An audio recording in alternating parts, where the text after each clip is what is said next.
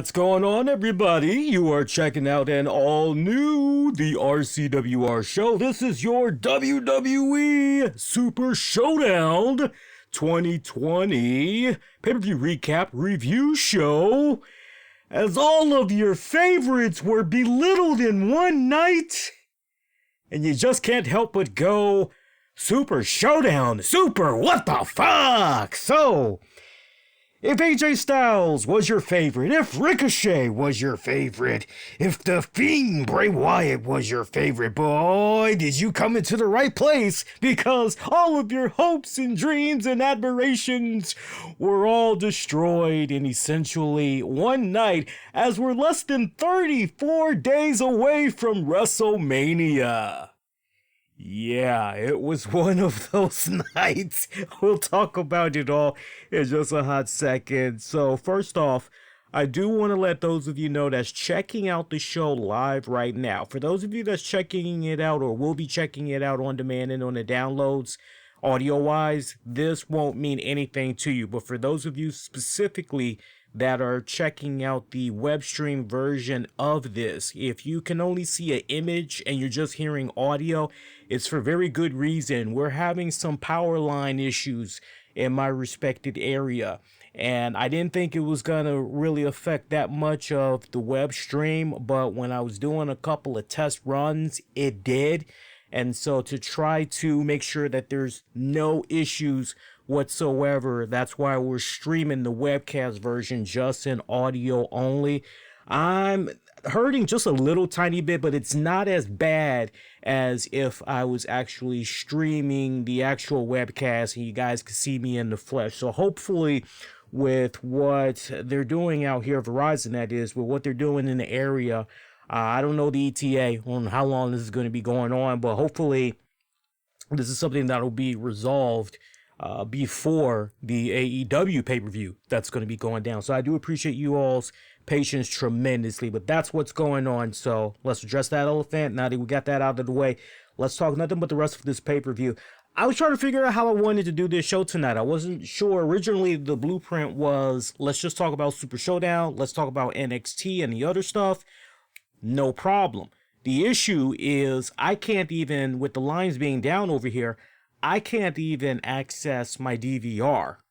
Yeah, I can't even access my DVR. And the one time I needed for the Files app to work on my iPad, it's not even working. So I said, well, you know what? I watched the pay-per-view at work. I know I can talk about that very passionately, so let's have at it. So I don't know how it was for you guys, but if you all did not skip school or work to check out this pay-per-view, let me tell you something. You didn't really miss a damn thing. I was fortunate enough, as I told you guys earlier in the week, with the wedding coming up in a couple of weeks, I was leaning more towards I am not going to call out or make arrangements. I can, my schedule is pretty flexible. My boss knows I do the podcasting and all that, so I really don't need to call out. I can just say to her, hey, I got a pay-per-view I got to cover. I got to take Thursday off. But I wasn't even interested in doing that because for me, I need all the money I can get for the wedding. But it was kind of slow at the office. So I actually was able to watch 95% of the pay-per-view. I really didn't miss anything. I say 95% because there were times where I had to help fellow colleagues with a little something, run a few errands. Had the AirPods in my ears, so I was able to hear, whatever it was I was missing, come back, rewind about 30 seconds. So I leave it at about a modest 95% I was able to watch of this pay-per-view. And look, presentation-wise, as always, when they do these Saudi Arabia shows, got no issue with them whatsoever. Feels like a big WrestleMania pay-per-view feel. As always, the production value is extremely on point. It is just this big, magnificent extravaganza. I love the touch that they put into it. And let's be honest, with some of these past Saudi Arabia shows they've been doing, it's essentially felt, I'll be okay. I don't need to check that out. I'm not going to really miss anything. No major titles. Nothing really major went down. I'm good to go. Well, I tell you what, following up on the tradition of what they did with the last Saudi Arabia show where it was, wait, I missed that. Now they essentially set the tone of, no, on the road to WrestleMania, you kind of do need to check this out. This is no longer kind of like the roadblock pay-per-views that we had come to know from previous years where, nothing really essential is going to happen. That's just a buffer before Mania. We're really going to be good to go. But this year, very complex because we have not only Super Showdown, but a week from Sunday, we're going to have the Elimination Chamber. Can you guys believe that? A week from this Sunday is the Elimination Chamber. So, I mean, the WWE writers this season, I would imagine, are just running around pulling their goddamn hair out or whatever little hair that they have remaining, trying to figure out how they're going to string everything together going into Mania and everything. It's freaking crazy. Look, if you did not watch the pay-per-view, and you were just saying to yourself, man, I need to know what's going on with this pay-per-view from somebody I can definitely trust. Lee, you're one of the most unbiased people that's out there. You always give it to us right between the eyes. Man, give it to me, man. What's going on with this pay-per-view? What did you think of the pay-per-view overall? Should I go out of my way to check it out? I got polls that's available right now, immediately after I had put this out. And let me tell you something. As long as I have been doing this show, I have never seen such a unanimous voice when it comes to how people voted for this particular pay-per-view. We've done a lot of polling in the past for wrestling pay-per-views, but it's never been quite a, hey, it's unanimous. Over on Facebook, relatively still early, but you can cast your votes. 90% are giving the pay-per-view a thumbs down. 14% are giving it a thumbs up. This is on Facebook. Going on Twitter, check this out. Twitter, over 150 votes. 88.7% gave the pay-per-view a thumbs down. Meanwhile, 11.3% gave it a thumbs up. Now, we did respectfully poll our own listeners, and our own listeners were not kind to the pay-per-view, as well as 83.3% of listeners gave it a thumbs down. Meanwhile, 16.7% gave it a thumbs up. Meanwhile, over on YouTube, over on the communities tab, go to RCWR Show, youtube.com/the RCWR Show. Click on the communities tab and you'll be able to see the polling results. 92% gave the pay-per-view a thumbs down. Meanwhile, 8% gave the pay-per-view a thumbs up. Is that unanimous or is that unanimous? Like I said, never before in all my years since I've been doing these pollings for pay-per-views, gauging people's interest, getting people talking, I have never, ever seen a poll stretched throughout multiple platforms. It's wow. So there is no fuckery. There is no AEW haterade that's going on right now, or WWE haterade from the AEW fans. There's none of that stuff that's going on right now. This is just honestly how a lot of people felt. And there was a tweet that I had put out with regards to the events after the pay-per-view played about. And you can see this for yourself. But I said essentially, and I'm paraphrasing here, but I've got 90% of it down. I said, and you wonder why fans mock and bash WWE and they flock towards AEW, New Japan Pro Wrestling, Ring of Honor, MLW, NWA, etc., etc. You wonder why. And essentially it's because of shit like we saw at Super Showdown today that made a lot of people up until this point rip the hell out of WWE, continue to rip the hell out of WWE. But sooner or later, there's going to need to be some self-accountability on the part of some fans, particularly not the fans that's ripping the WWE product, and the fans that felt the way that they felt today with what they saw at Super Showdown were definitely justified. My message specifically is directed towards the fans that, oh, but I love Goldberg. Oh, but I love Undertaker. Oh, but I love The Rock. Oh, but I miss John Cena. My message is towards specifically those guys that need to take a little bit of self-accountability, but WWE needs to take self-accountability as well, because they are looking at what went down with those quarter reports, and they're going into WrestleMania season, and they're going, God damn it, we got to do everything in our power to make sure we get the live attendance up. We got to make sure, hey, WrestleMania season, that's our bread and butter, man. We can pretty much have a nice, good, booming quarter if we can just recoup leading all up into Mania. And what do they do, as always, when they reach a little bit of a panic button? They hit that emergency glass case, break it in case of an emergency.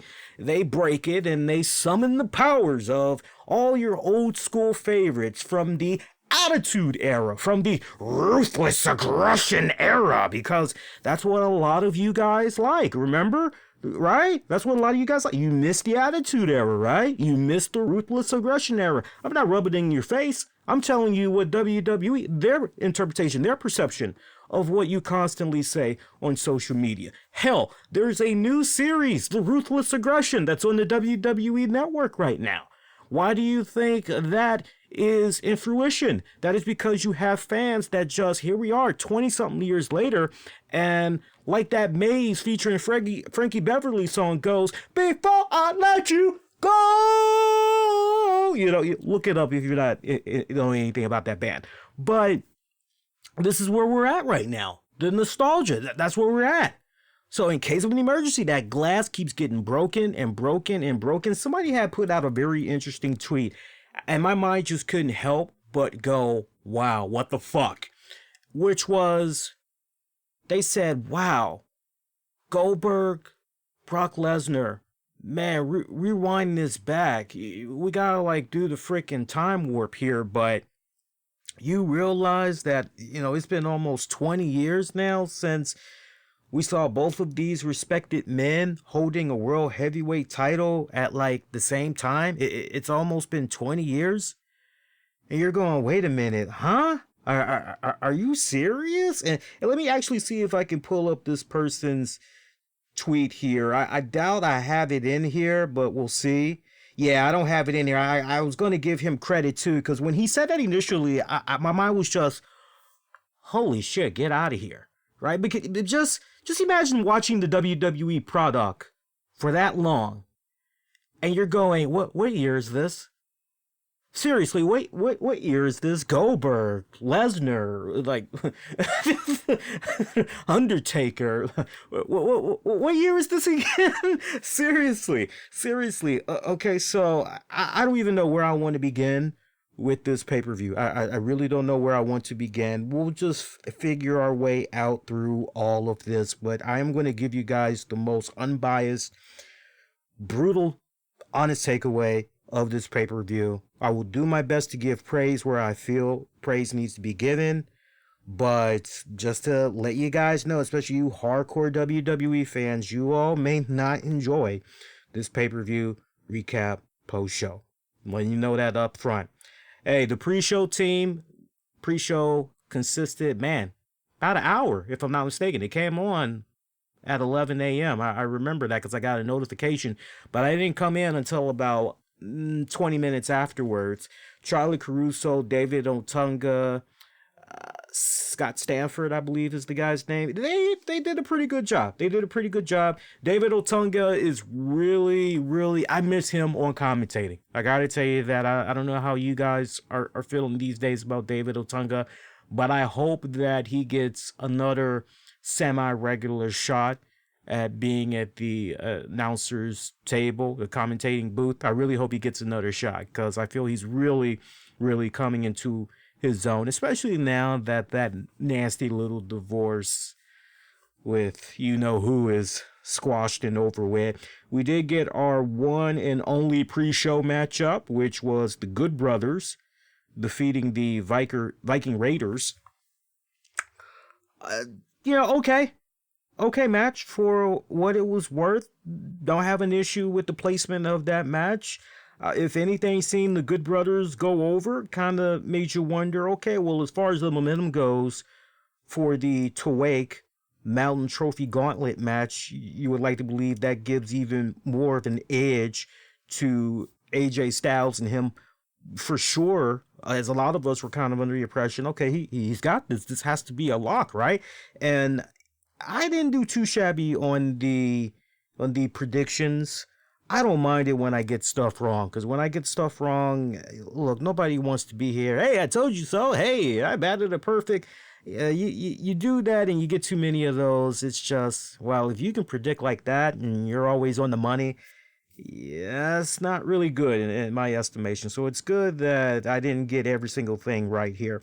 But in my estimation, I was looking at AJ Styles to win this, to follow up on what I had said on the show earlier this week, mainly because of the current story arc that was put out there as far as him bragging about how he's Mr. WrestleMania and he's the new legend and everything. So for me, it made a lot of sense to see him go into this two-way gauntlet match and ultimately be the one to win it all.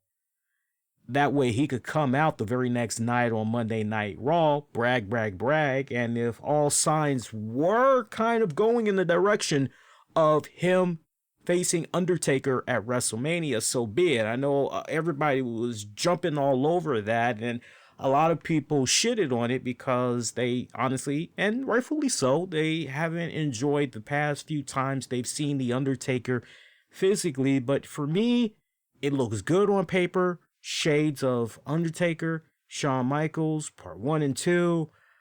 Taker's a lot healthier now. He's been doing a lot of physical therapy. He has been taking care of his nagging back, hip, knees. He's got all those surgeries out the way. So, okay. And not for nothing, last few times we've seen him, he's pretty good. I mean, look, when you're not doing anything but essentially 1 to 3 matches a year, you should be okay, especially if you're getting all those surgeries and you're recuperating in the process, doing physical therapy and everything. Yeah, you should be pretty good to do 1 to 3 matches a year at most, right? So for me, my whole thing was, let's see how things pan out. Now, I love that R-Truth had got shown a lot of love from the Saudis.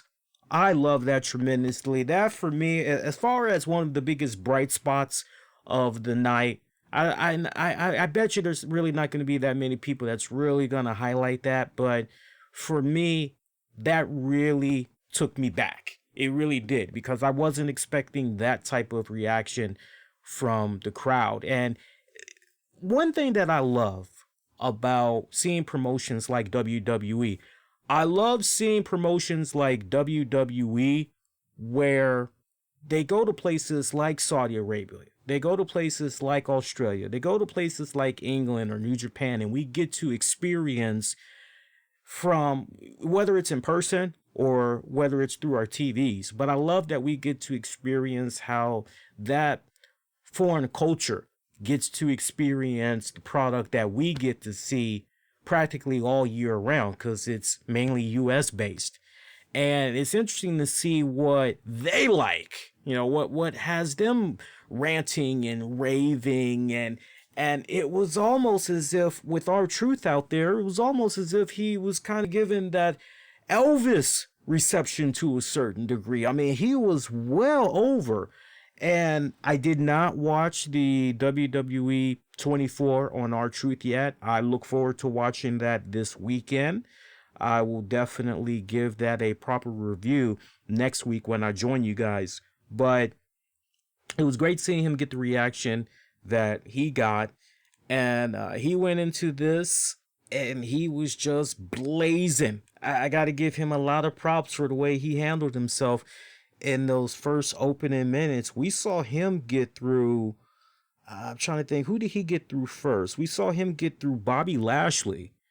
Yeah, now you're saying, okay, so it's kicking off with Lashley taking on, now for my conspiracist groups out there, like the character Martin Lawrence had played in Boomerang, why I gotta be 2 black brothers fighting each other, man? Hey, Yeah, I'm with you on that one. Why? Why? Tell me why? Why? Yeah, your guess is as good as mine. I didn't exactly enjoy seeing that one, but it was rather comical. I will say this: it was rather comical to see Bobby Lashley in the closing moments. He's charging after R-Truth. He's trying to go for his trademark spear, misses it as his shoulder hits the ring post. So Lashley's just, oh! And R-Truth gets down on all fours as he's able to dodge the spear successfully. Lashley, after he hits his spear, he backs up a little bit. R-Truth is still on all fours. He tumbles over R-Truth. R-Truth goes for the cover. 1, 2, 3. And R-Truth advances that way. So you're going, oh man, just like that, 1, 2, 3, and now I hope that going into WWE programming for next week, I hope that Lashley and Truth clash again, and this time I hope that it's Lashley. Hey, what you did to me over in Saudi Arabia, that was a fluke. I'm going to show you one-on-one now that I don't have to worry about no silly little stupid rules or anything like that. I'm going to show you what you had was just beginner's luck. I'm going to put you in your proper place. I need to see him. I'm sorry, that's just me. I'm a little biased right here. I need to see Bobby Lashley get that back. I need to see him get that back. Lana did make a nice little cameo too, by the way. We saw her as well as all of the women that were on the card for tonight, scheduled to do a little something. We did see Lana. She was dressed in a very nice, kind of a gold, silky type of, long clothing and everything. It was nice. It looked really, really good on her. She looked very freaking sexy. I gotta tell you, even though she was rocking that and you ain't see what was going on with her hair and everything, she rocked it. I loved it. I thought she looked very, very sexy in that.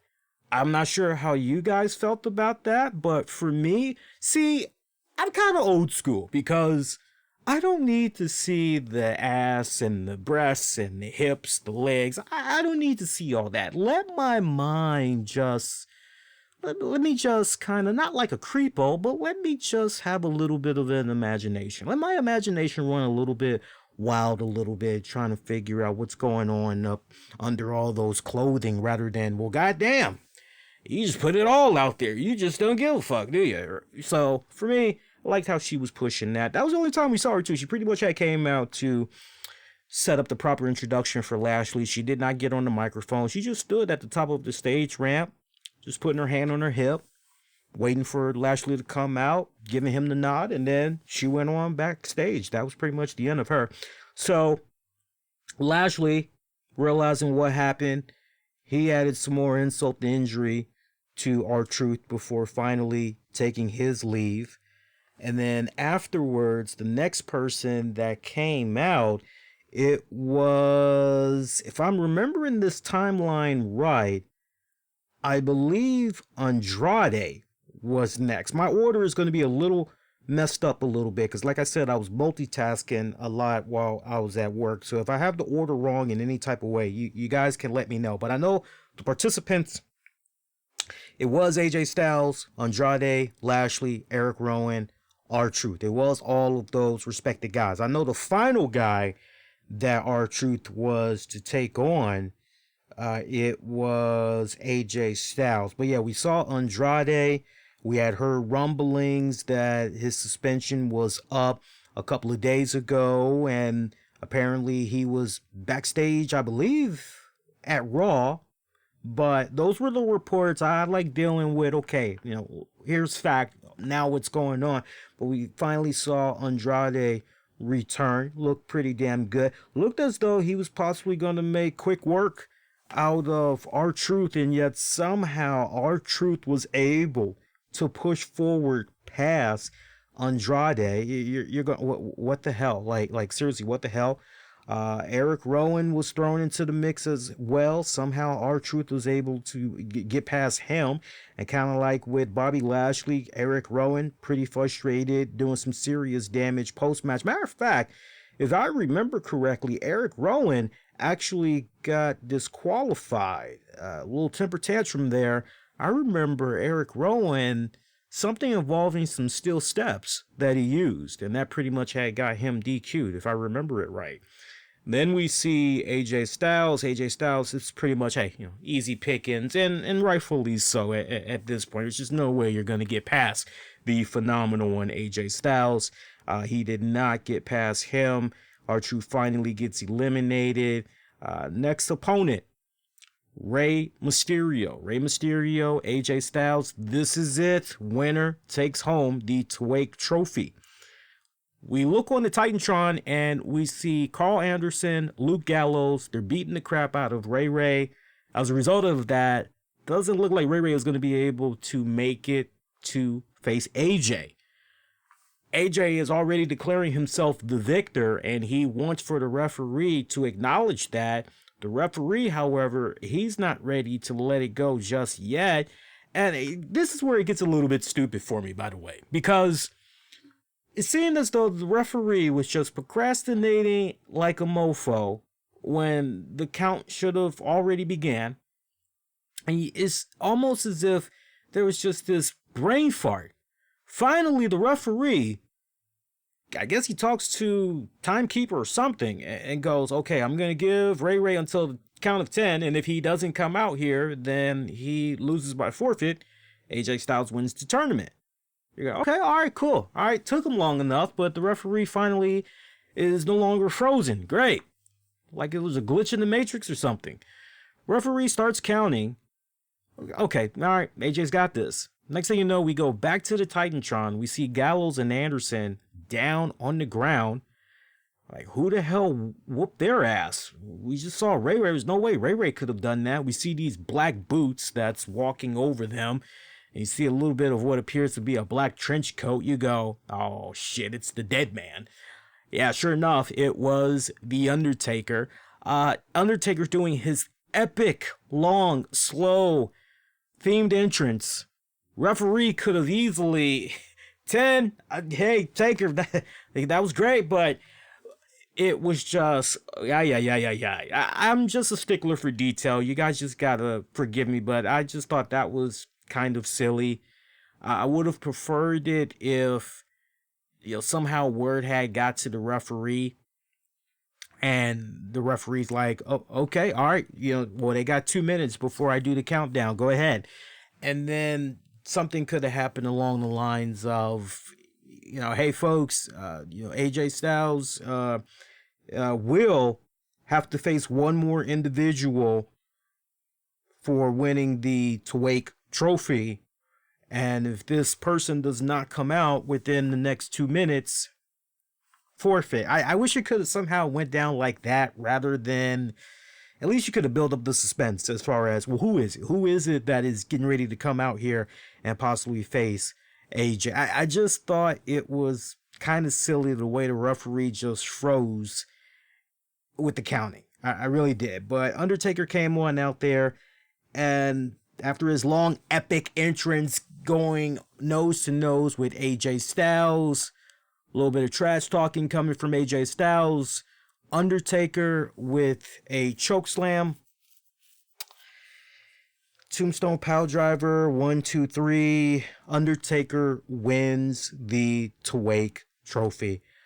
Yeah, so I mean, talk about the easiest fucking payday if you're the Undertaker. Sign me up. I'm not hating on that. And anybody that does want to hate on that, you guys are just freaking silly in my book. But for me personally, I cannot hate on that whatsoever. I wish I might turn down $5, $6, $7, $8, $9, $10 million, and all I got to do is just walk down the ring. My man didn't even take his damn hat off. He didn't take his coat off. He didn't even take his damn hat off. And he was just able to go in there and he was able to get the job done. Freaking chokeslam pin. Yeah, there was no Tombstone Piledriver from what I remember. Just a chokeslam and a pin. 1, 2, 3. Undertaker wins. Easy as fucking money. Easy as fucking money. Everybody's got bills. Everybody's got bills. Tell me you would not do that. Wait a minute. You're going to give me how many million? and all I need to do is a choke slam, and I'm paid. Shit, sign me up. Some of you guys hear that, you're like, Lee, I will do that for $100. If somebody wants me to choke slam them, and I'll do it for $100. But so I can't hate that. I cannot hate that whatsoever. Obviously, this is to bridge us further along into the Styles Taker match going down at WrestleMania. You know, that's all and well, but for me, this was bad. This was really bad because this tournament, it felt very, very long. And then, you know, you could almost kind of make the argument that they killed another cool Saudi moment where, hey, the first ever winner, but the easiest fucking paydays for Rey Mysterio, and easy payday for Rey Mysterio, because Rey Mysterio, for him to do that whole... Now, see, here's the thing with Rey Mysterio. And I know that there was footage on WWE social media accounts where they were showing everybody that had arrived in Saudi. But the little bit that I saw, I don't recall seeing Rey on the flight. So I'm actually going to put this to you guys. I'll know after the show is over, and I'll post a little comment. But was Rey even officially there with the guys for Saudi Arabia? Because if he was, and all they did with him out there was that prepackaged thing, that's the easiest freaking money that a person can make, right? But assuming Ray, I would be shocked to hear Ray was actually there as part of the Saudi trip. I actually would be shocked to hear that, because well, if you don't really need Ray, you just need to film something of him. Okay, well, you know, that's pretty freaking easy. You know, let's just do that.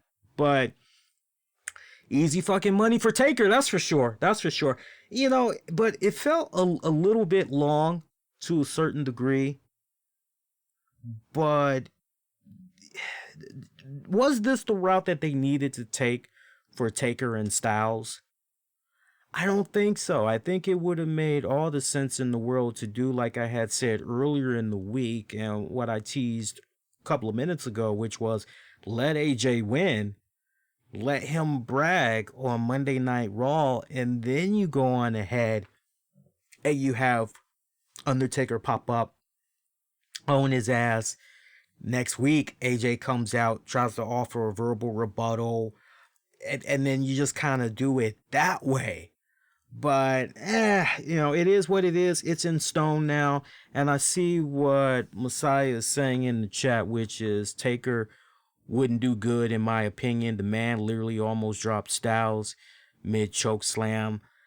Man, look. And look, we can't say anything about the weather this go round, because Michael Cole and the gang were very quick to point out 60 degrees here, very pleasant. It's nice and better than how it was the last time we were here. Yeah, I know the last time it was scorching for them. Look, everybody has their own respected opinion as far as, you know, I think this, I think, you know what, let's be honest with each other. Can we be real with each other for a second? We all are not fucking psychics. We all do not fucking know, you know, what really is going to be happening tomorrow. We can lay out a nice itinerary of all the things that we plan on doing tomorrow, but are we really going to be able to do those things tomorrow? Because for all we know, we might not be able to wake up tomorrow. Our time might be up.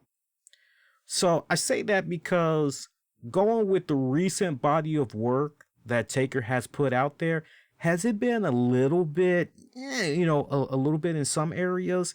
Yeah, it's been a little bit sketchy in some areas. I can definitely admit that.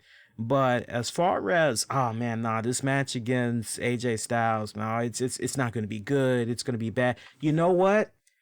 That's what we all need to keep telling ourselves. That way, when the match finally does happen, we've set that expectation bar so low that when they exceed that, and we go, well, wow, you know what? That was actually a good match after all. And sometimes, guys and girls, you have to set the bar down a bit low as far as expectations. And that would be my honest advice that I'd give to anybody that's looking at a potential AJ Styles Undertaker at Mania. Now, note what I said. I said it has the capabilities to be a Undertaker Shawn Michaels. I didn't say it's gonna be. It has, on paper, it has the chance to be Undertaker and Shawn Michaels 1 and 2.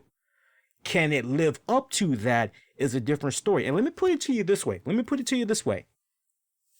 For all the surgeries, the physical therapy that Undertaker has done, and he's only doing essentially 1 to 3 matches a year, if he cannot get out of 5 stars, if he cannot get at least a 3 to a 3.5 out of 5 stars with AJ, so basically break that down from a scale of 1 to 10, if he can't get at least 8 out of 10 stars from AJ Styles, then there's just no help for the guy, because you want to talk about somebody that's one of the most protected guys that, as far as, hey, I need somebody that's going to be pretty damn good, kind of similar to my style, will work with me, will make me look pretty damn good.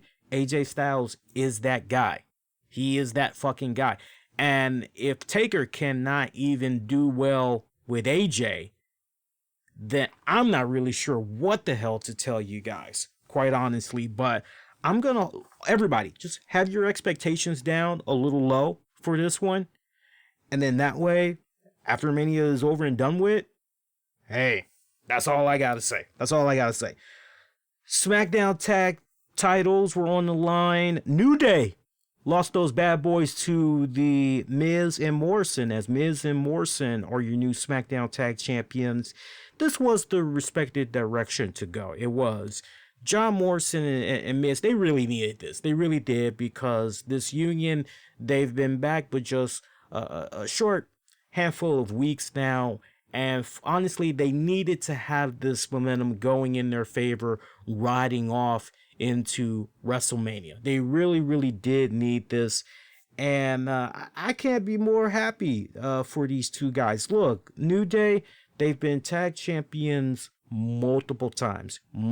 Sometimes, and I know some people might not agree with this, but sometimes in a case like this, sometimes the titles are a prop in order to further a storyline and in order to enhance talent or talents, which is exactly the case that occurred here with Miz and Morrison. And I don't really have an issue with that whatsoever.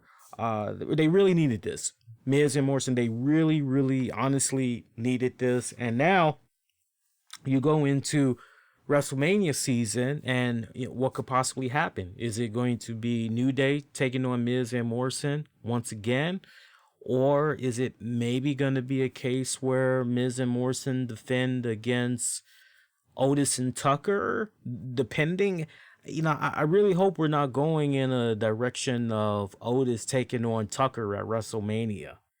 I don't really think a lot of people would want to see that. I'm not really sure about you guys. That's actually something I'm not quite interested in checking out, at least not right now. So, gotta watch a little bit more SmackDown, just a little bit of highlights that I have seen. I'm just kind of led to the impression that's something that could possibly happen, but hopefully that's not going to happen, because, I told you guys, I really haven't been watching SmackDown like that within recent weeks. But given everything that went down with Super Showdown, and we got John Cena returning for Friday Night SmackDown, I'm definitely going to be checking that out, watching it with you guys in real time. Humberto Carrillo had took on Angel Garza. This is actually a pretty good luchador matchup. I got to give both of these young cats a lot of props. Was pretty good, but it wasn't as good as their recent work on Monday Night Raw. I can definitely be brutally honest with you guys with regards to that. It was not as good as what they did on Raw. And it really seemed like the crowd did not particularly care for these two guys. So this was a case where, and I remember when I was watching this, because as soon as I heard the music of Angel Garza, I'm going, oh, Garza's here. Hey, sweet. Who's he facing? And I see it's Carrillo. I'm going, oh, this is going to be pretty good. And I understand why the crowd were not mainly invested into these guys, is because these guys are still relatively new to the roster, and so they are really not that familiar with these guys just yet. So I can totally understand where they're coming from. At one point, though, I mean, seeing the crowd reactions and seeing them not really invested in this match, I actually had to put the volume on mute so I could just kick back and enjoy the rest of the match in silence. And I thought that they were telling a really good story in there. And I'm actually happy for both young men. I'm happy that they were able to get this opportunity to perform in front of the Saudis.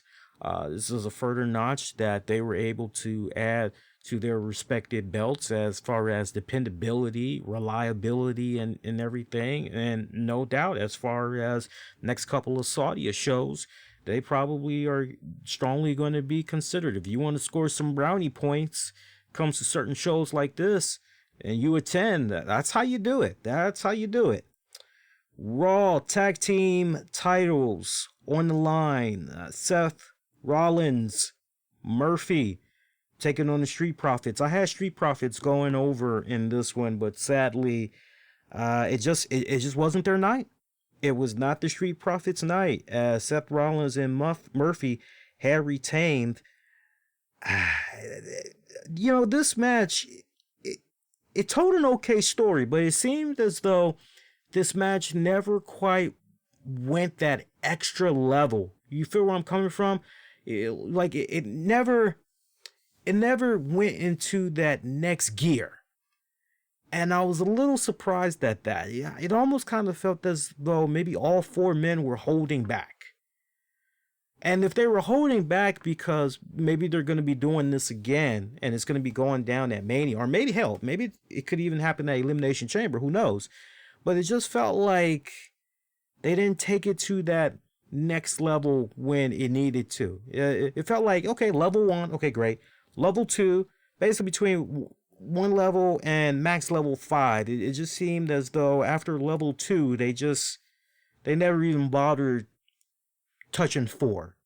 I don't even think they made it to 3. You feel where I'm coming from? But this was another match where crowd history there with Seth Rollins. They knew who he was and everything. Street Profits, they kind of, almost kind of like Humberto Carrillo and Angel Garza. It's kind of as though they were filling their way out through those respected guys. Some of these matches, I'm not really sure if they should have done it. I know they were doing what they were doing just to fill up a card, just to take up space. But I don't think I would have gone in that direction, in those respected directions, honestly. But to each its own. But overall, it was an okay matchup. It was. I continue to be amazed. I continue to be impressed by the work of Montez Ford. As I said earlier in the week, bona fide single star in the making, without a shadow of doubt. I really need to see more people get behind him and a few others. Mansoor defeated Dolph Ziggler. One-on-one matchup. This was another case where, look, Mansoor, he's from there. This is another opportunity to give the Saudis a bone, if you will. And here's my issue with Mansoor right now. Here's my issue. And you could even hear this from the crowd post-match when he was giving his victory speech and everything. It almost sounded like the same regurgitated stuff that he's been saying at the previous Saudi shows. I think the fans are starting to get a little bit stale on Mansoor for the way he's being utilized right now. And quite honestly, I think at this point, WWE needs to do a better job in expanding him to more than just, hey, you're going to see him at the Saudi shows and he's going to be undefeated. They need to expand that more. And here's the new situation that they're in as well. You can't keep doing what you've been doing with Mansoor at the Saudi shows and always expect for the crowd reaction to be extremely unanimous. You're going to have to do your best to up the ante with, hang on a second, guys. Hang on a second here.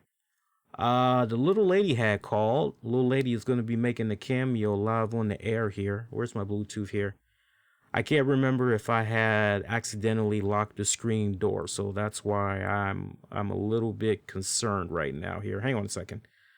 Let's connect to the mixer. And all right, so we couldn't connect. That's fine. That's fine. No, I don't want to connect to that. I want to connect to that. All right, guys. So heads up, you're gonna hear the little lady make a quick little cameo. I just want to make sure she's okay, cause I didn't even tell her I was recording the show tonight. I didn't even tell her I was recording the show tonight. Hang on here. Let's see. Do do do do do do do do do do do do. She's not picking up. Or she's not picking up. I guess I'm good. No. One more time. We'll let it ring one more time. Okay. All right. Well, she'll probably call back. Let me actually put the ringer on. All right, good. All right, what was I saying? Mansoor, right? Yeah, so Mansoor, they got to up the ante. You can't keep having him come out there and, like he did some... Yeah, I knew that was going to happen. Hang on, guys. Hey, hon, you're technically live on the air because I'm doing a post show. You okay? Yeah, everything's fine. I'm just about an hour out. You're about an hour out, you said? Yeah. Okay, cool. Okay. Say hello. Hi. Hello, everybody. I think I got the screen door unlocked, but I'm almost done with the post show, so I'll make sure it's unlocked for you. Yes, sweet. Okay. All right. Well, I'll see you in a little bit. Okay, hon. All right. Love you. Sounds good. All right, Anna. Bye. All right. Cool. All right. Yeah. Little lady had a funeral to go to. I know last week I told you guys she had a relative. She went to go see a relative with her mom, and the relative has suffered a stroke. And then this relative that she went to go see, it was actually her aunt, and her aunt's husband had passed away. And I got to give that health advice, man, that health tip. It was kind of fucked up too, the way the husband had went out. So check this out. So he was feeling chest pains all on the left side of his body, but especially in the chest area. And he complained to the wife, was complaining to friends, and they were like, hey, you should go get that checked out. And he's like, whatever. I'm gonna tough it out. And I'm not mocking. I'm just saying that's how us guys are. Whenever there's a problem, we just gotta tough it out. Don't be a wussy.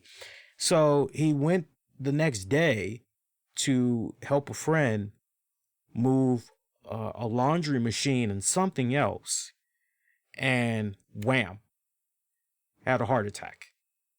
Went to the hospital, and they tried to do everything they could, but he didn't make it.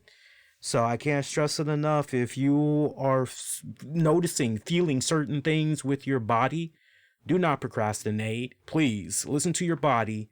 I don't care if you're 20-something, 30-something years old. I'm still a young man myself, but listen to your body. It will thank you later. If something hey, I normally don't feel like this, fucking take your ass to the hospital. But yeah, going back to Mansoor there, they got to up the ante with him. You can't keep expecting him to be getting these big epic reactions like he was getting in the past. Even though it's his hometown crowd and everything, you can't keep expecting that every time. You got to keep upping the ante. And I think one of the ways that you make the crowd have an even more deeper appreciation for him is you start having him being more heavy rotation when it comes to these Saudi shows leading up to it. So, for example, I thought for sure that when we saw Mansoor with Charlie Caruso and Sam Roberts, didn't they do they did. They did the most recent NXT TakeOver. They did the pre-show for that. I was under the impression, since we're just a couple of weeks away from Super Showdown, okay, this makes sense. We're going to start seeing Mansoor, and they're going to somehow get him in some type of a rivalry that will play out on NXT, and it'll conclude at Super Showdown. Okay, I'm down with that. But then after Mansoor did his thing with the NXT TakeOver pre-show, we didn't see him again, and you're going, okay, what the fuck? So my whole thing is, from the minute that WWE knows, hey, Saudi Arabia, these are the dates. Okay, well then as soon as you know those dates, you got to do everything in your power at least 6 weeks out, or 6 to 9 weeks out. You got to start, okay, this is a story arc thinking we could do with Mansoor involving this person. You know, they go back and forth, da da da da da. Everything culminates in them locking up Saudi Arabia event. You know, that way you're telling a story, and people can somehow feel invested into it and everything. But I still feel, and this is a running joke, but I'm dead serious, I still feel that Mansoor, by 2025, he's going to have such a impressive undefeated streak that by 2025, mark my words, he's going to get a shot at the World Heavyweight Championship. I said this a couple of years ago, and I'm sticking to it. I believe in my heart of hearts, he is going to get a shot at the World Heavyweight Championship. He's not going to win, but he sure as hell. And I'm going to put something else out there. I'm going to take it a step further. As far as his undefeated streak goes, I feel that when it comes to him in singles matches in Saudi Arabia, he's going to continue to be undefeated at least until 2025.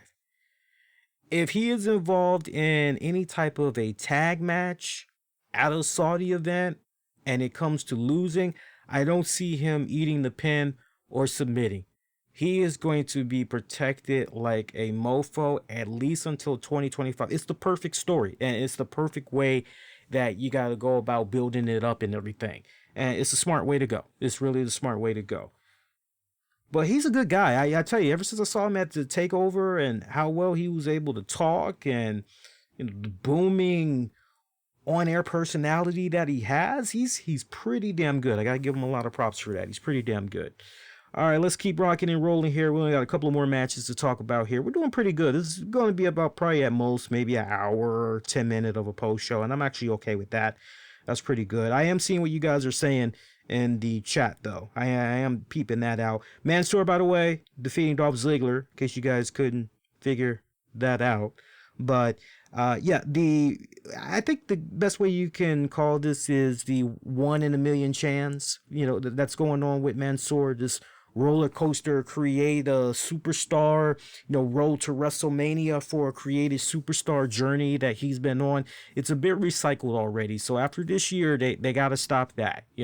Hey, my people, they cheered me on. They were with me the entire time. You were with me when I was down, and together with your love and your respect, I was able to overcome. You can only do that but so many times. So they got to switch it up for the next go round.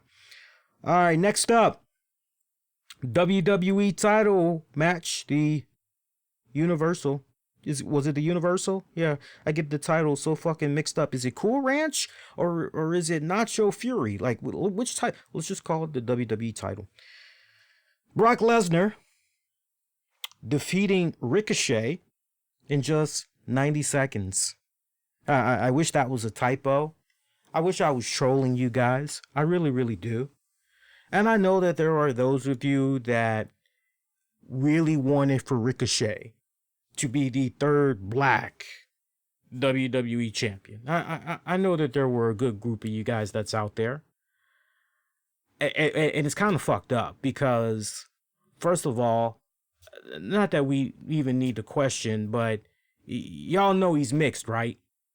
Y'all know he's mixed. But I'll go ahead and I'll give you the whole black thing. But to give somebody something because of the color of their skin, I just want you to stop and marinate on that for a second. To give somebody something because of the color of their skin, that's not right. No, you give somebody something because when it's all said and done, they fucking earned it. A guy like Kofi Kingston, who put in his respected time, did any and everything that was asked of him to do. I don't care how Brock Lesnar, how it was booked, how he ended up looking when he lost that title. For all the years that Kofi Kingston had put into the business and everything, never, ever fucking got in trouble. Beloved by everybody. Couldn't happen to a nicer guy. For anybody that was more deserving of, let's give this person a shot. Let's see what they can do. Times have changed drastically. A guy like him, not because he's black, but a guy like him, you know, his size and everything, his frame. Yeah, you know, the way it's changed with today's wrestlers. Yeah, a guy like him could be champion. Why not? So a guy like Ricochet, I've been saying it time and time again, and I hate to tell you guys that he should get it because I hate to say I told you so. I hate to say I told you so. The only thing that's holding back Ricochet, like I said earlier this week, the mic work. He's got to do a better job with the mic work. That's it. That's it. That's his only issue. That's the only issue I'm seeing of him right now. Is he good for the radio interviews, Sirius XM, TV, like Good Morning America? Yeah, he put him in a nice suit. He's got that shit on lockdown. No doubt about that. But connecting to the crowd, and let me tell you something. And this is me. I'm not picking on him. When he was doing his thing on Lucha Underground, and you know, a lot of the guys on Lucha Underground, they mostly were speaking Spanish. Man, when he was doing his thing on Lucha Underground, I was heavily invested. I was heavily invested in that character. Everything was just clicking with that character. And you could see the fans were really, really white hot into him when he was on Lucha Underground as well. It's just not clicking right now. And there's nothing wrong with, hey, well, what can I do to be overall a roundabout better actor, better performer? And if one of those things is, well, take some acting lessons. It's no different than in the podcasting world. We hear of, for example, let me just think of a name, Howard Stern. For shits and giggles, let's just say Howard Stern is going to be coming to the New York area this summer. And he's going to be running a 3-day weekend course on how to be a better on-air radio performer, how to be a better podcaster and everything. He's going to teach you some tricks, and he's going to have all kinds of cool workshops and things of that nature. And this is your opportunity if you are a podcaster or if you are somehow working in radio. This is your opportunity to, hey, okay, well, let me take advantage of that. Let me see what I can learn and what I can use to step my game up even more and be an overall better executioner, an overall better performer. There's nothing wrong with that. And I don't want people to look at what I'm saying about Ricochet as a bad thing. That's a good thing. Guys like Edge, guys like John Morrison, guys like Miz took advantage of acting lessons.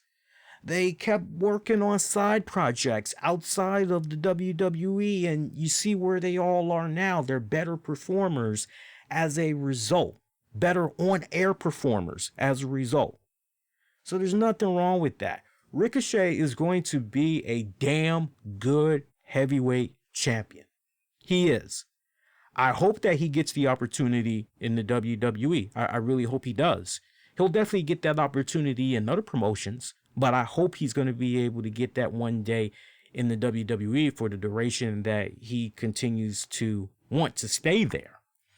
But that's probably the only thing that he's got to work on. But other than that, he's going to be good to go. You got to not think with your heart sometimes and think with your head. I know a lot of you guys were looking at this particular match and you're going, oh yeah, Ricochet. And really what y'all should have been saying was, it's WrestleMania season, right? So what makes more sense here? Well, you know what? It's about the mighty dollar, right? It's about those quarter reports. It's about bringing in maximized revenue, making sure WrestleMania is a success and everything, right? Okay, so what is really the story going on here? Now, 90 seconds? I don't agree with that. I don't agree with that whatsoever. Honestly, for what Ray was able to do with Brock, for what AJ was able to do with Brock, for what Daniel Bryan was able to do with Brock, for what Dean Ambrose was able to do with Brock, I'm sorry, but that was kind of unacceptable. I didn't enjoy that. I thought for sure we were going to be seeing at least a 10-minute match. At least a 10-minute match. If there was ever a proper time to try to elevate somebody even more and try to give off the impression that, man, this kid was so close. I got to tell you something. I thought that maybe this was going to kind of be for the Hardcore Championship. I thought this was maybe going to be the Undertaker taking on Jeff Hardy kind of match. Now, I'm not saying at the end Brock Lesnar was going to look at Ricochet. Hey, little Ricky, you did all right. You did all right, little Ricky. You got my respect, man. I wasn't looking for anything like that. But I was hoping that this was maybe going to be that one career-defining moment where, hey, you know, Ricochet is going to be propelled a little bit to that next level thanks to working with Brock. However, it did not pan out like that at all. And for that, I'm very upset at WWE bookers for. I don't like that. You know, you give this illusion. And look, I'm fine with the illusion. I don't have a problem with the illusion. It's all about selling WrestleMania. Okay, I'm down with that. But don't insult fans like that. At least milk them a little bit. You know, if the guy's going to lose, okay, he's going to lose. But don't build him up. Have him go over Gallows, Anderson, Lashley, and all these other people. And you build him up so much, do all these nice little vignettes. Then you put him on a silver platter, feed him to Brock Lesnar, and storyline, he's eaten up and shitted out in 90 seconds or less. So where does Ricochet go from there? There was no nut strikes, no punch to the groin, no kick to the groin, no headbutt to the groin. Yeah, there was no little shenanigans that was going on here. Little Ricky got mauled. He got mauled like a motherfucker. You know, for that, you know, if there was ever an opportunity to, okay, you know, even though we're going to have this guy lose, let's really elevate him. And they had a really good opportunity here to try to elevate him in such fashion as what they did when Daniel Bryan took on Lesnar. They had a nice opportunity, and yet they didn't go there. So for that, I'm very disappointed in the way that match was booked. I sincerely am, and I legit mean that. Because that was just a very big disservice, in my estimation. A very big disservice. Cage match, Roman Reigns taking on King Corbin. So we were told officially this was the last time that both men would face each other. The feud would end like this. And you know what? Once I heard that, I couldn't help but go, well, damn. So everything concludes in a steel cage match. Okay, well, you know, now that I can kick back and I can just sit in my recliner, almost kind of like Thanos, and I have a slight smile on my face because I know these two men will never fight each other again. Now I can kick back and I can appreciate the overall rivalry that these two men had. Because was it long? Was it drawn out? Was it pretty redundant? Yeah, it was. Just when we thought we saw everything, here they are yet again. It's like, hey, what's today's special? King Corbin and Roman Reigns. And what we got for dessert? Nothing. All right, well, let me have that. Yeah, you know, you come in the next day. Hey, what's today's special? King Corbin and Roman Reigns. And no dessert today, huh? No. All right. Yeah, so you know, either take it or leave it. And you know, now I can have a smile on my face and I can look at this overall rivalry and I can commend WWE from this standpoint, which is, well, not for nothing, but it's extremely rare in the WWE universe that we've seen a rivalry in modern times go as long as it did here. And it kind of follows up to something. I can't remember if it was Vince McMahon or if it was Triple H that said it during the conference call, but I remember there was some report that was put out there where they were talking about having feuds go longer than expected. They really wanted to build up rivalries.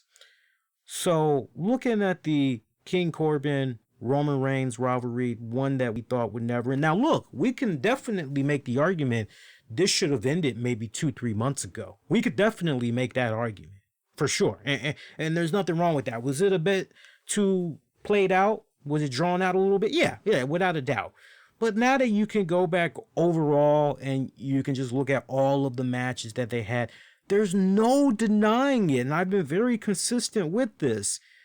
Whatever it is, Corbin, Reigns, they just gel so well together. They have great matches together. Just great matches together. There's no denying that. So for everything to end in a steel cage match, poetry. Just sweet poetry in motion as far as I'm concerned. Roman Reigns getting the best of King Corbin. Pinfall. You know, as far as complaints about this match, it felt as though both men were really going through the motion. I didn't really feel the sense of urgency. I didn't feel the sense of ferociousness. I didn't feel the sense of intensity as I have felt with the other matches. I didn't feel, and maybe it just could have been little subtle things that they could have did. Maybe they could have put a little bit more body language into it. It really just felt like the Looney Tunes skit with the dog that punches in the clock and he's looking at the sheeps, and Wile E. Coyote is doing his very best to steal the sheep, and the sheepdog catches him, is about to beat the shit out of him, and then the whistle blows, and, you know, good night, Frank. Good night, Ralph. It's kind of like one of those type of things. It just felt like these guys were just clocking in, and it was just, all right, let's just go out here and, let's do a little something, whoopee-doo. It really didn't feel as, for a match that this is it. This is the be-all, end-all. Everything ends here. This feud ends here. Never again.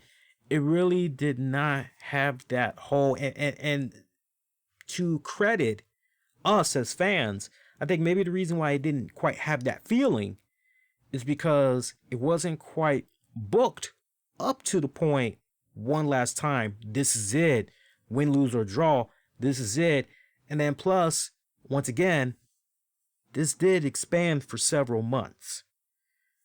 I just hope that from here on out, WWE really honors their word. They really honored their word, at least for the next year. just for a whole calendar year. Don't have these two men face each other. Look, you can't be doing 6 months later, King Corbin, Roman Reigns, the feud reignited. You're like, no, thank you. No, we're good. SmackDown Women's Title match. Bayley taking on Naomi. I got to give credit to a respected, I'm trying to see if this is a follower. It's not a follower, but this is somebody that gave me a lot of props here. Interesting here. I'm looking at it right now. Shout out to Yazid via Twitter. And you want to talk about doing the time warp. So I don't know how many of you guys remember this. But April 27th, 2018, Bayley had put out a tweet. And she said, "It will happen. Hashtag WWE GRR." And for those of you that's going, what does that mean exactly? So WWE, what was it? The Greatest Royal Rumble. And if you think about what was going on in that timeline, the biggest thing was, will the women wrestle? Will a championship, ever be on a women's championship, ever be on the line at a Saudi Arabia joint? And shout out to Yazid. As much as I want to take full credit for what he was trying to put out there, I think he kind of has it a little bit confused, because my whole thing, going back to that timeline, again, April 27th of 2018, at that point in time, we were going, okay, well, will we ever see a women's match in Saudi Arabia play out before our very eyes on pay-per-view? And my tweet immediately after she had said that, and I quote, I honestly believe that. I'm thinking 3 years tops, no way 7. And so for Yazid to say, you guessed it. Now, if you want to just say as far as women fighting, that's one thing. But as far as a women's championship match goes, if you would have asked me back then, my answer would have been the same, which is that same timeline. So let that sink in, because remember how it was going back to 2018. You had a lot of people. No, it ain't happening.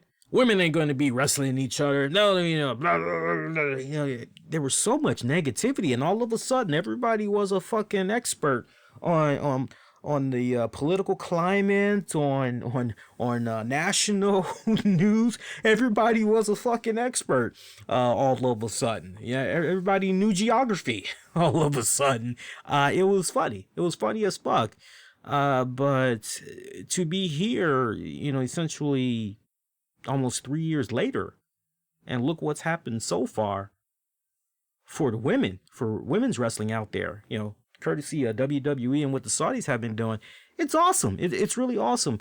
Seeing Naomi and Bayley come out there, I was wondering how Naomi was going to get down in this, because we know she's got the whole glowing colors and everything. And the way that they did that for her was pretty freaking awesome. It was, because obviously with her shape and all that loveliness that's going on, you gotta try to hide. You gotta try to hide some of that. And I thought they did pretty good with the choice and baggy clothing that they gave her.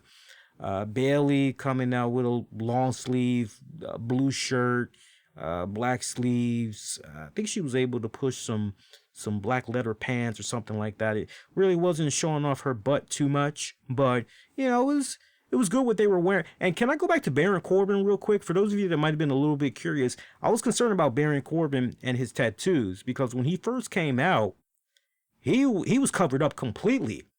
But then once he took his crown off and he was able to take off his attire, he was wearing his trademark V-neck little, workout top. And so you're going, oh, okay, so he's able to show off his arms. Okay, cool. And he's got a lot of ink on his arms and everything. They let that slide. They let that slide for him. So I thought that was pretty cool. But yeah, Bayley, Naomi for the SmackDown Women's title. Good matchup. This actually was pretty good. A little rough around some edges, but overall it was pretty good. They had more going for them, and I thought they clicked a lot more than Bayley and Lacey Evans from the little bit I have seen on SmackDown. And with this one, this legitimately felt like a heel versus babyface, and I got to give a lot of props to WWE writers and bookers for how they had set this up, because whereas remember last go round we saw Lacey Evans and Natty, and gone was the heel babyface. They were just marveled in the moment that, oh, we're getting ready to have this historical moment. Two women here in WWE, first ever, women's match here in Saudi Arabia. So the heel babyface personas were just thrown out the window. Yeah, I get it, but it really should have stayed intact. Whereas with this matchup, we didn't do that. Even though it was for the championship, we didn't do that. Bayley went into this one from the promo that she cut leading up to it to when she came out. I love the ferociousness that we saw in her. I love the mean streak, the dirty tactics that she was using to try to do everything she could to retain the title here. It was pretty good. It was pretty good how they did this. Crowd, you kind of felt as though you kind of felt as though the crowd at this point was starting to, all right, wrap it up. We're ready to go home. We're a little bit bored with you guys. That's how it kind of came off there. Interesting finish. The finish to the match was actually pretty creative. Closing moments of this one, both girls were trading strikes back and forth. Bayley took out Naomi's knee, goes for a cover. That only got her a near fall. Continued to work on the knee. Suplex. Naomi fights off the rose plant, but Bayley hits with another knee strike. Bayley is up on top, but Naomi cuts her off. Does the leg moonsault. You know, that's moonsault that she likes to do, but she misses that. Bayley ties Naomi's foot in her shirt and hits the rose plant for the finish. Came in at about a little over 11 minutes. It was a good finish. I enjoyed the finish to it. You know, total really good story in that one. I gotta give him props. It actually was a pretty decent matchup. And now the what the fuck of the evening. Main event match. Universal title match.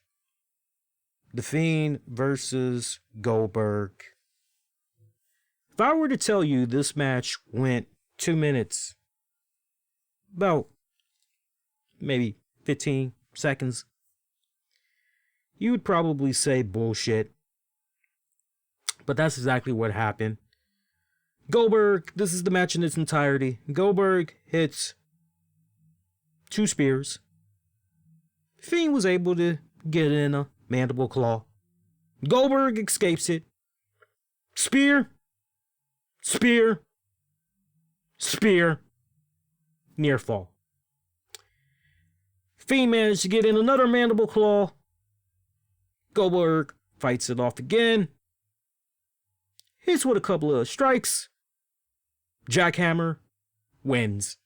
Goldberg, your new Universal Champion.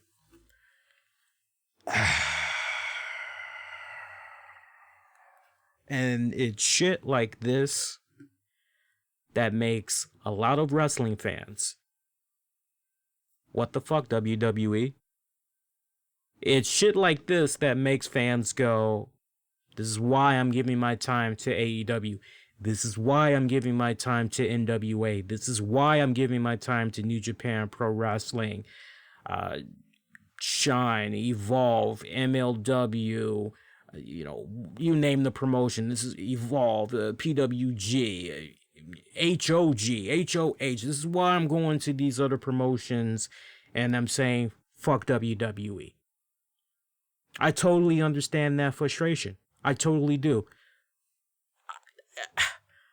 Look, it still doesn't make sense to me, and the pay-per-view was just a couple of hours ago. And it still doesn't make sense to me, even though I know that this is all about selling WrestleMania. It is all about the pay-per-view buy rates. It is all about the network subscriptions, etc., etc., etc. I get it, but I'm still stunned at this. And I think what really stuns me about this, help me out here. Bray Wyatt, from the legendary Rotunda family. This guy, Husky Harris. Husky fucking Harris.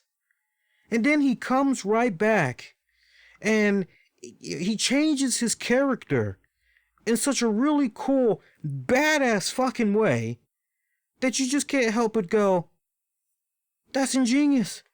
That's fucking ingenious. How you do that?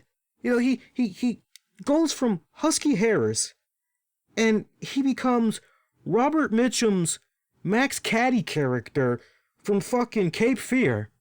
And you're going, oh man, this is badass. Okay. Fucking cool. He's got that mixed in with, I'm the friendless stranger with the black sedan. Won't you hop inside for a ride? You know, he's got that whole creepiness to him.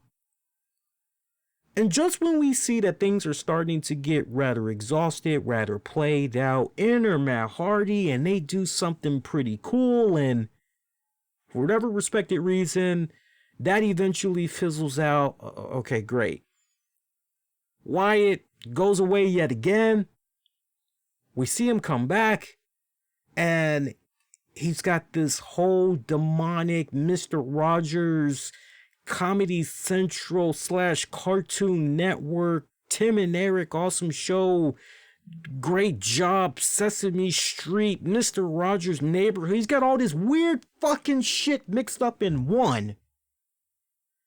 And you're going, this is fucking cool. Yeah, this is cool. He is selling out the ass, limited edition, whatever you want to call it. You want a title?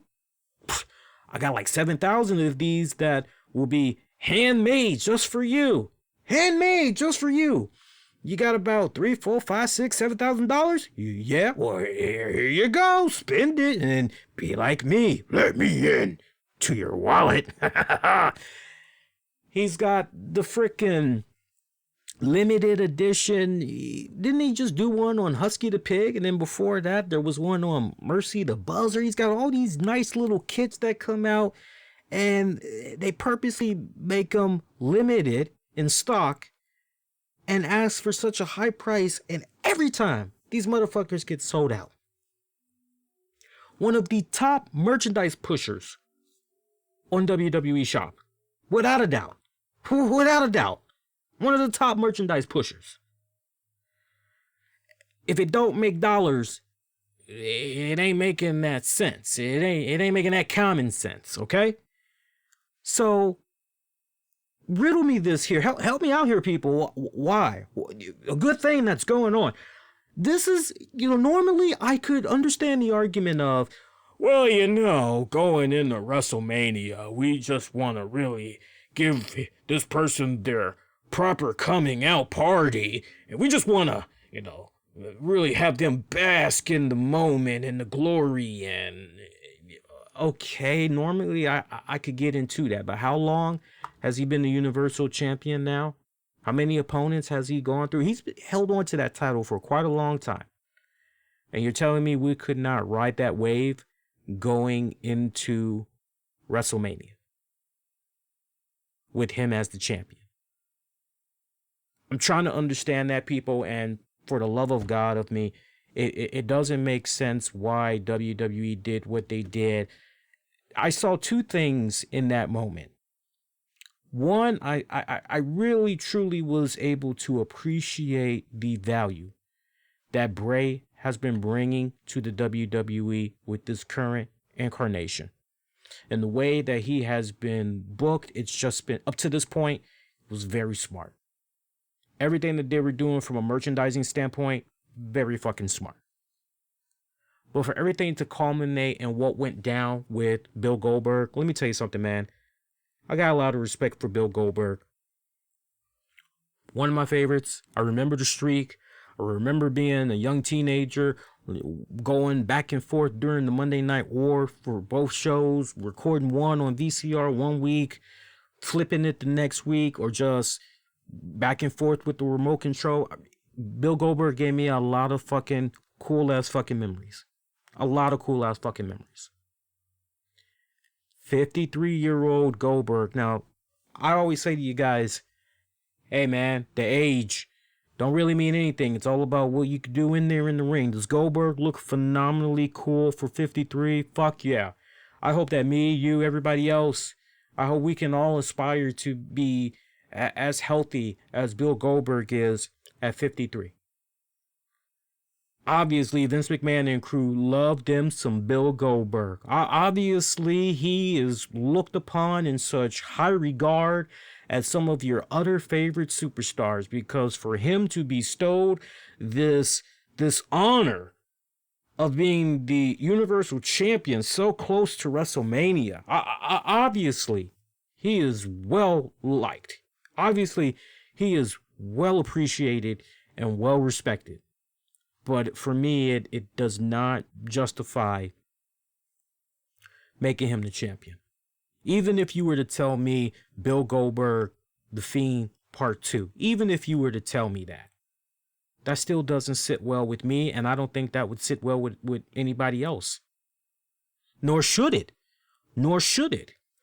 And it goes back to the point that I made earlier, which is it's shit like this And you wonder why fans act the way that they act when it comes to the WWE product. You wonder why they get the jokes, the snickers, and all that other shit. It's because of decisions like this that really does not make a lot of sense. That's very head scratching. What did I say to you guys on the show? I say, you know what, guys? Most likely scenario, now that you've got Roman Reigns coming out on top of King Corbin. This is when I was offering predictions. I said, now that you've got Roman Reigns coming out on top of King Corbin, as far as what's next for him, well, Roman Reigns, if you remember, he had to relinquish his championship. He never properly, lost it. He didn't lose it by pin or submission. He had to relinquish it because his fucking leukemia came back. And so he never did get his match where, all right, it's for the title. Go at it. So he can essentially make the same argument that Bill Goldberg had made in saying to The Fiend, "You're next." So I thought that it made perfect sense, even though I've always felt it was a scenic route that WWE was taking with Roman Reigns when he came back from having the leukemia go back into remission. I always felt that they were taking the scenic route, just making sure that everything was going to be okay, that they can definitely trust in him, trust in the process, that there's not going to be any more complications. And then when the timing was right, okay, let's go with Roman again. And as early as Monday, I said, hey, Roman Reigns, Bray Wyatt for the title at WrestleMania. But now the way things are looking, guys, it's safe to say that it's probably going to be Roman Reigns and Bill Goldberg at WrestleMania. Some people may look at that as a dream match just because of the Battle of the Spears and everything. I'm honestly good, but y'all got to think like this, and I need y'all to think like this right now. I need you to think about money. I need you to think about what's popular, because that's how WWE is thinking right now.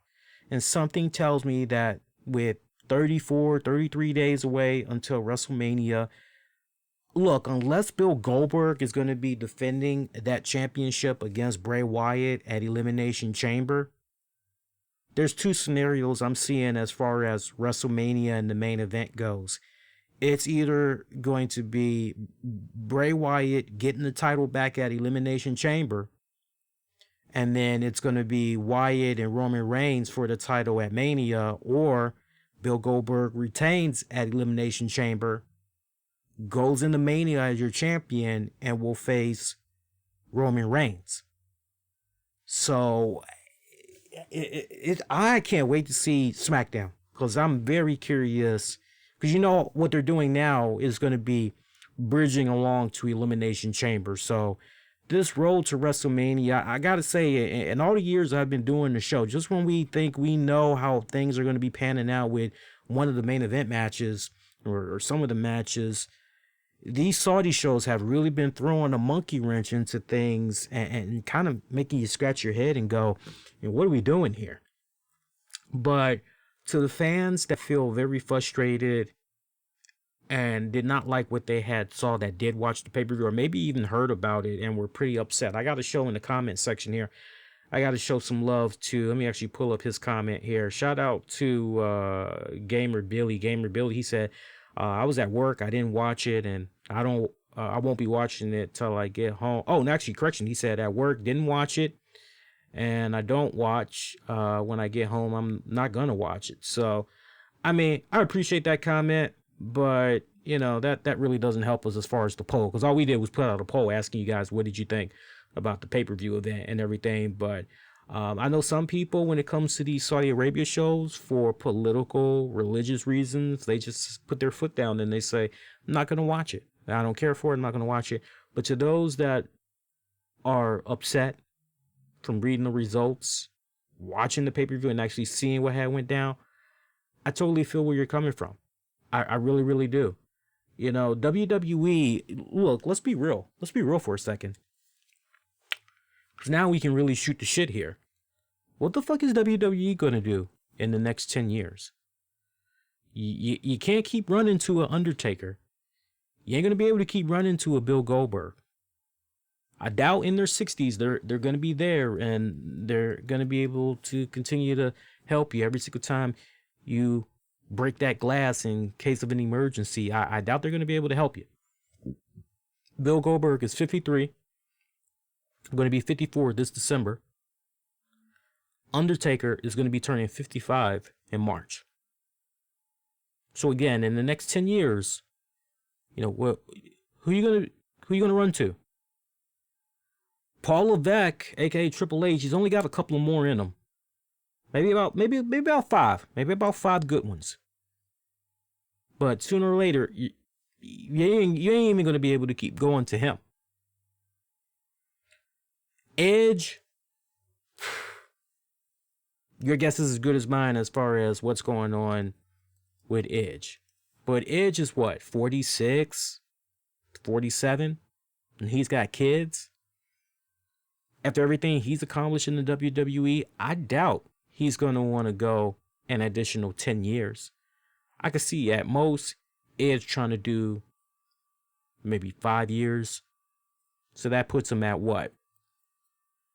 51, maybe almost 52. I could see Edge, if even that, I wouldn't be surprised if he was done in 3 years, but I'm being very generous.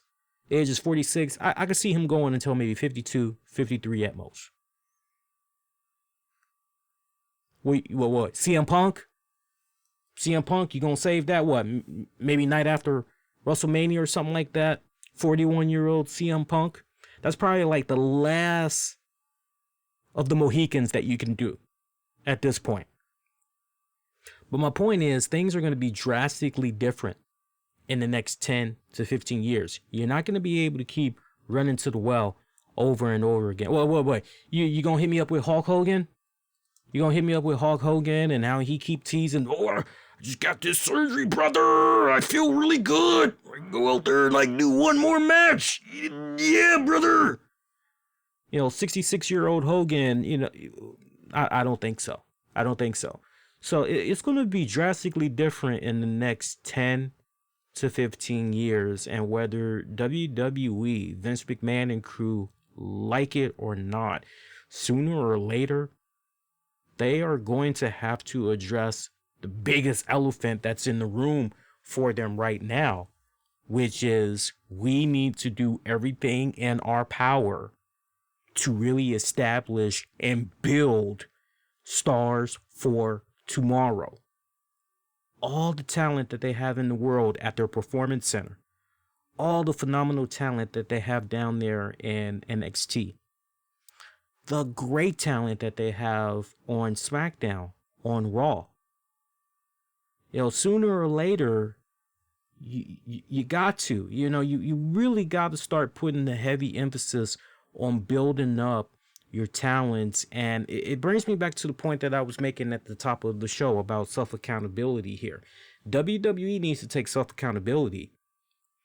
And, ruthless aggression, the Attitude Era, even all of these things were a great success and it's great nostalgia, always forward. We can't keep relying on the past. It's great to see some of these relics of the past, but it's about bridging the future. It's about putting over the young guys. It's about really establishing them. Blah this, blah that. And hey, look, not for nothing, you can't take anything away from AJ Styles and Bray Wyatt. I'm sure they're cheesing like little kids right now. I'm sure for AJ, man, if you'd have told me I'd be in the ring with Undertaker and I'm going to be able to face him at WrestleMania, I'm sure he's geeking like a little kid. I'm sure his kids are geeking for him.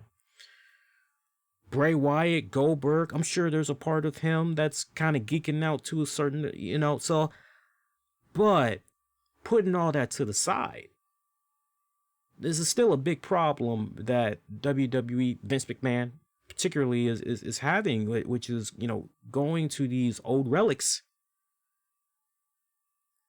I would even say that if it was Sting. I would even say that if it was Sting. Hey, get the money. I'm all for that. Get the money, but seriously. Yeah, and the only thing that's kind of justified in my mind when we see stuff like what we went down at Saudi Arabia, it'd be one thing to go, well, these are for the Saudi shows. This is just for the Saudi audience. It's just a one-time deal. But when it starts bleeding into the road to WrestleMania, that's where I have to pump the brakes a little bit and say, what exactly are we doing here? Is everything going to be justified coming up at the next pay-per-view, which is Elimination Chamber? Is everything going to be made correct at Elimination Chamber? And then we possibly, the way a lot of us were kind of thinking things were going to map out, are we going to kind of go back on that direction, or what's going on here? But that's a problem that WWE is eventually going to face. That WWE is eventually going to face head on, whether they like it or not. And it's coming a lot sooner than later. And then also, I got to throw it back on the fans. Not everybody, but you got those fans, those hardcore fans. You know, attitude there. Oh, I love the attitude there. Attitude there. Oh man, ruthless aggression. Blah, blah, blah, blah. You know, they eat, sleep, breathe, everything. All of those things. You know, oh man, give me Undertaker. Oh, give me Goldberg. Give me, you know. Few people that I talk wrestling with at work, and usually other people will hear the talk of wrestling. Oh, you guys are talking about pro wrestling? You're like, yeah. Hey, is Steve Austin still doing his thing? What's going on with Undertaker? Man, I miss Goldberg. You know, it's you know, so to a degree, the fans are also to blame as well. You know, it's whether some of y'all want to admit it or not, you know, it's like peanut butter and jelly, man. They go together. They really, really do. You know, and see, sadly, when live attendance is down, and as a result of the live attendance being down, we talked about this on Monday. When live attendance is down, and as a result, you got to increase the ticket prices. When your WWE merchandise in stores, profits ain't really coming for that, you know, that's essentially down. When your WWE Network subscription still hasn't even hit 2 million subs, and you losing a ton of money because you keep offering free subscriptions every goddamn month for a full 30 days, and the motherfucker, only thing they need to do is just make a new account and, you know, use a friend's gift card or credit card and just remember to cancel the shit a couple of days before they start being charged. So you're losing money that way. All of these things, you know, they add up. They add up. They add up. They add up. And somehow, in some people's minds in WWE, the answer is, oh, well, the relics. The relics have always helped us in the past. They'll get us over this next little hurdle. Yeah, that's all good and dandy for one particular pay-per-view or two particular pay-per-views, but what's going to happen the other 300 and whatever days? 275, however many days they're out there on the road now. You know, that's great for the Goldbergs. That's great for the Undertakers. It's a great payday. You and me would jump all over that shit if we had the opportunity to. We would jump all over that payday. But for the guys that gotta, and girls that have to continue to be there and lay down the foundation day in, day out, week in, week out, they're the ones that has to, you know, what does that mean for them? You know, if I, you know, it's no different. I'll leave you with this. This is a good analogy. It's no different than one of my favorite sports shows that I like to watch every day. First Things First. I like Undisputed as well, but I love First Things First. Chris Carter, no longer on the show. It feels completely different. On a good note, I see my man Nick Wright. Seems as though he's building more confidence in himself, because a lot of times when Chris Carter would talk, man, if he didn't like something that Nick Wright said, he would just cut down Nick so badly that a lot of times Nick would just have this dumb little look on his face as if he was a little 5-year-old kid that just got schooled by his parent on what to do and not to do. He would just have this weird, sad puppy dog look to himself. But now that Chris Carter is gone, Nick Wright is, he's boosting with the confidence and everything, and he's staying more matter of fact when he's trying to back up his points on whether it's on Tom Brady or take your pick. I bring him up because, stay with me, it's a good analogy. Ever since Chris Carter has exited, they've had a rotating different guess of people. And you see all these people that's on there and you're going, well, this person would be good with Jenna and Nick. Oh, no, you know what? That person would be good as well. So they've been doing this for some months now. And you're going, well, hey, yeah, you know, all these people that are helping out here, you know, somebody's getting this and it looks pretty good. I think it's down to these three people. Based on who's been showing up on the show these past several months, it's down to these three people. And then, next thing you know, you get a report that says it's not going to be any of those people that you've been seeing all these months that's been rotating. That instead it's going to be somebody from outside, somebody we've yet to see on the show. And you're going, wait a minute, how does that, well, what about the people that were just laying down the foundation there? Can we toss them a bone? One of them surely is commanding of being a fourth co-host. Can we even get away with a fourth co-host? Is that even possible? So, to my point, to the men and women in WWE that's busting their ass, laying it down every single day of the week, you know, they're going to continue to be there. But, you know, for these relics that are, you know, coming in here and, you know, come on. The odds of these relics coming in and no, I couldn't do that. Come on, if that was, let's be honest, if that was any one of us, we're taking that money. We're doing that. You got to find that right balance. You do. And I thought at one point WWE did have that balance. I'm all fine for relics when it's part of something that is of a novelty match. AJ Styles, Undertaker, okay, that's a novelty. I'm okay with that. I'm okay with that. The idea of Goldberg, The Fiend, okay, it's a bit of a novelty, but okay, it's all about further enhancing The Fiend there. Sign me up. I'm down with that. Great payday for Bill Goldberg. He can go back to doing his Santa Claus car commercials and whatever else he's been doing with his free time. No problem with that. Respect to Goldberg, but keep going, my friend. But when you do this type of shit where you're shaking up the foundation in such a way where it's possibly messing with the WrestleMania card, as a consumer, I just can't help but go. And as somebody that has a seat with the WWE Council, I'm able to cast votes on all kinds of, give my opinion on all kinds of surveys that they put out and everything. I can't help but go, okay, as you're making your way to WrestleMania, dudes, as a consumer, what the fuck? You know, why are we doing the time warp again? Why are we going back? And, you know, I get that it's catchy. It still has people talking. It's great that these people still look like they did 20-something years ago, but just because they look like they did 20 years ago does not fucking mean that they're going to move like they did 20 years ago. You feel where I'm coming from? So, yeah, we could go on and on about this, but once again, looking at the polling results, now that we had told you guys you could take your pick, jump out there, cast your vote.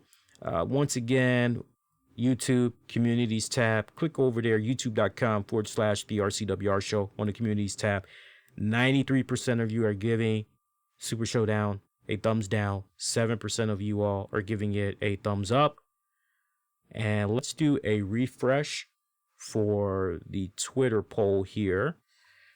And let's see what we got here for the Twitter poll. Twitter poll, we have, for our own respected listeners, 83.3% of you are giving it a thumbs down. 16.7% of you are giving it a thumbs up. Meanwhile, the overwhelming smoking gun poll, as we had polled WWE followers on Twitter, we got over 150 votes, 83.3% giving it a thumbs down, 16.7% giving it a thumbs up. And on Facebook, going to Facebook one more time just to see if there was any little bit of change since we've been on the air here. Facebook poll staying steady. We've got 86% that's giving it a thumbs down, 14% giving the pay-per-view a thumbs up. So pretty unanimous. So collectively, we've got about 200, maybe a little bit over 200 votes from folks. Thank you to everybody that had casted your votes. Can't wait to see what's going to happen with Elimination Chamber. But I tell you what, if you're like me and you got a little bit of a bitter taste in your mouth of this WWE Super Showdown pay-per-view, you got AEW. AEW is going to be going down this Saturday. They've got their respective pay-per-view. I'm actually looking forward to that. Can't wait to see how that's going to do.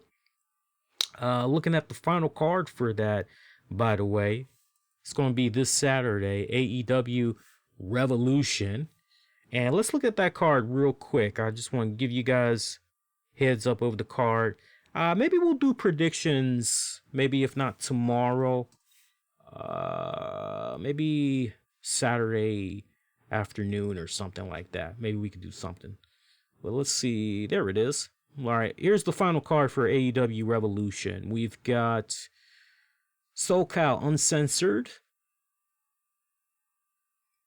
Frankie Kazarian, Scorpio Sky with Christopher Daniels taking on the Dark Order. Evil Uno and Stu Grayson with Alex Reynolds and John Silver. Tag team matchup. Looks like that's going to be a pre-show match. Actual card, we got Pac taking on Orange Cassidy.